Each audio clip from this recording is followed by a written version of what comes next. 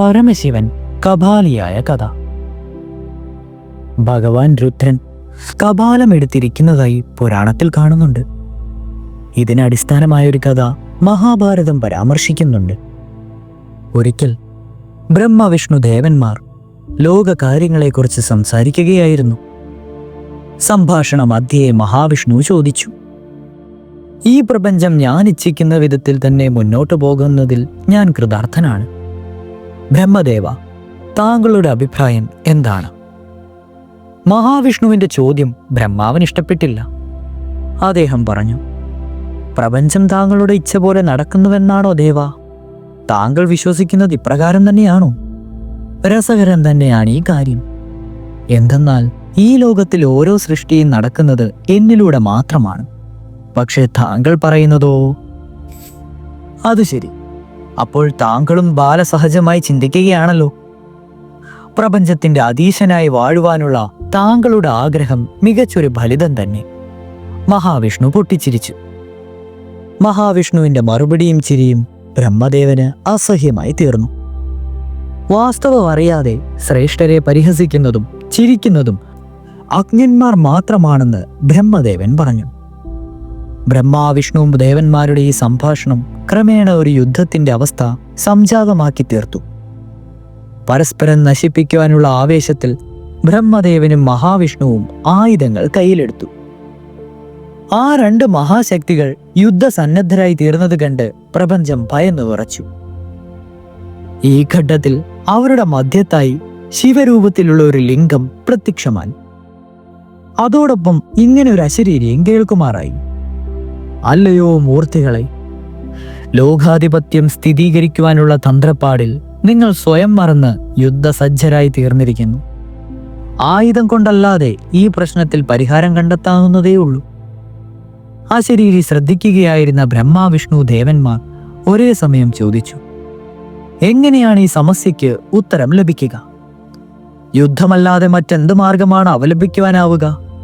ഉടൻ തന്നെ പറയുക. പറയാം, കേട്ടുകൊള്ളുക. അശരീരി തുടർന്നു, നിങ്ങൾ ഇരുവരുടെയും മധ്യത്തിലായി പ്രത്യക്ഷപ്പെട്ടിരിക്കുന്ന ശിവലിംഗ തേജസ് കാണുന്നില്ലേ? ഈ തേജസിന്റെ അവസാന രൂപം കണ്ടെത്തുന്നത് ആരാണോ അവരായിരിക്കും ത്രൈലോകത്തിന്റെ അധിപതി. ആ ഒത്തുതീർപ്പിൽ ബ്രഹ്മാവും മഹാവിഷ്ണുവും യോജിച്ചു. അവർ ഇരുവരും ശിവലിംഗ തേജസിന്റെ അഗ്രം കണ്ടുപിടിക്കുവാൻ പ്രയാണം ആരംഭിച്ചു. ബ്രഹ്മാവ് കീഴ്ഗ്രഹവും മഹാവിഷ്ണു മേൽഗ്രഹവും ലക്ഷ്യമാക്കി പാഞ്ഞു തുടങ്ങി. പക്ഷെ അത്ഭുതമെന്ന് പറയട്ടെ, വളരെ കാലം കഴിഞ്ഞിട്ടും രണ്ടുപേർക്കും ഉദ്ദിഷ്ട സ്ഥാനത്ത് ചേരുവാനായില്ല. ബ്രഹ്മാവും വിഷ്ണുവും നിരാശരായി തുടങ്ങിയെങ്കിലും യാത്ര അവസാനിപ്പിച്ച് പരാജയം സമ്മതിക്കുവാൻ അവർക്ക് മനസ്സ് വന്നില്ല. അങ്ങനെയിരിക്കെ ഒരു നാൾ കൈതപ്പൂവ് ശിവലിംഗ തേജസിന്റെ ഉപരിഭാഗത്ത് നിന്നും വരുന്നത് ബ്രഹ്മാവിന്റെ ശ്രദ്ധയിൽപ്പെട്ടു.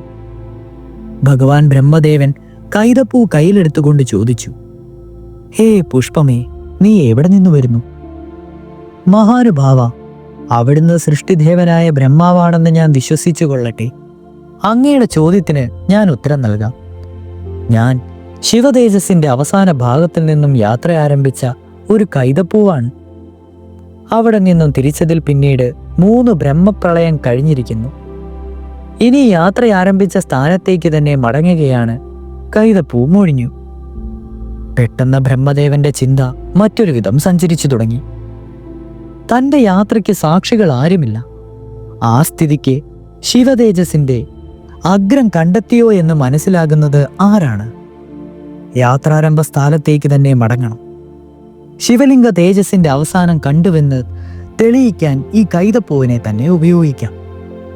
ഇങ്ങനെ ചിന്തിച്ചുറച്ച ബ്രഹ്മാവ് അനുനയനത്തിൽ കൈതപ്പൂവിനോട് സംസാരിച്ചു തുടങ്ങി.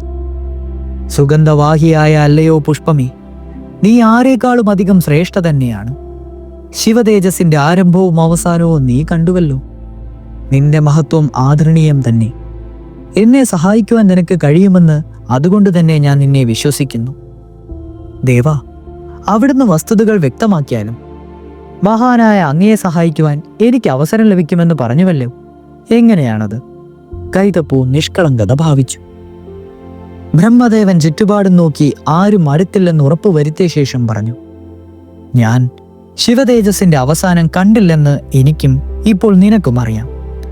അതുകൊണ്ട് നീയും എൻ്റെ കൂടെ മഹാവിഷ്ണുവിന്റെ സവിധത്തിൽ വരിക. അവിടെ ചെന്ന് കഴിഞ്ഞാൽ ഞാൻ ശിവതേജസ്സിന്റെ അവസാന ഭാഗം കണ്ടെത്തിയെന്നും അതിന് സാക്ഷിയാണ് നീയെന്നും ദേവനോട് പറയുക. ബ്രഹ്മദേവന്റെ വാക്കുകൾ സശ്രദ്ധം കേട്ടുനിന്ന കൈതപ്പൂവ് സമ്മതം നൽകി. സന്തുഷ്ടനായി തീർന്ന ബ്രഹ്മദേവൻ കൈതപ്പൂവുമായി വിജയശ്രീ ലാളിത ഭാവത്തിൽ മഹാവിഷ്ണുവിന്റെ മുന്നിൽ ചെന്ന് നിന്ന് കൽപ്പിച്ചു, കണ്ടില്ലേ ആരാണ് ത്രൈലോകാധിപനെന്ന്? ഞാനിതാ ശിവതേജസ്സിന്റെ അവസാന ഭാഗം കണ്ടെത്തുന്നതിൽ വിജയിച്ചിരിക്കുന്നു. പരാജയ ബോധത്താൽ മഹാവിഷ്ണു ശിരസ്സു കുനിച്ചു. എങ്കിലും അദ്ദേഹം ചോദിച്ചു, ദേവാ, അങ്ങീ പരീക്ഷണത്തിൽ വിജയിച്ചു.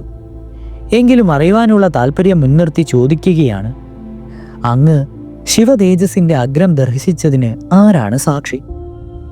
ബ്രഹ്മദേവൻ ഗർവോട് പറഞ്ഞു, മഹാവിഷ്ണു, താങ്കളുടെ ചോദ്യം ഞാൻ പ്രതീക്ഷിച്ചതായിരുന്നു. ബ്രഹ്മദേവൻ ശിവതേജസ്സിന്റെ രൂപം കണ്ടുവന്നതിന് സാക്ഷിയാണ് ഈ കൈതപ്പൂവ്. പെട്ടെന്ന് കൈതപ്പൂവിൽ നിന്നും അത്യുജ്വലമായ ഒരു തേജസ് പുറപ്പെട്ടു. അതിൽ നിന്നും ഭഗവാൻ ശിവൻ പ്രത്യക്ഷനായി. അദ്ദേഹം ക്രുദ്ധനായി ബ്രഹ്മദേവനെ നോക്കിക്കൊണ്ട് ഗർജിച്ചു, വിജയത്തിനായി കാപട്യം പ്രവർത്തിക്കുന്നത് ഏതടിസ്ഥാനത്തിലാണ്? ത്രൈലോകാധിപനാകുവാനുള്ള അത്യാഗ്രഹത്താൽ അങ്ങ് കള്ളം പറഞ്ഞിരിക്കുന്നു. കള്ളം ശാശ്വതമായ സത്യമാകില്ലെന്നതിന് തെളിവായി ഞാനിതാ അങ്ങയെ ശിക്ഷിക്കുന്നു. ഇങ്ങനെ പറഞ്ഞുകൊണ്ട് പരമശിവൻ ബ്രഹ്മദേവന്റെ ഒരു ശിരസ് നുള്ളിയെടുത്തു. ബ്രഹ്മദേവൻ അപമാനിതനും ലജ്ജിതനുമായി മാറി.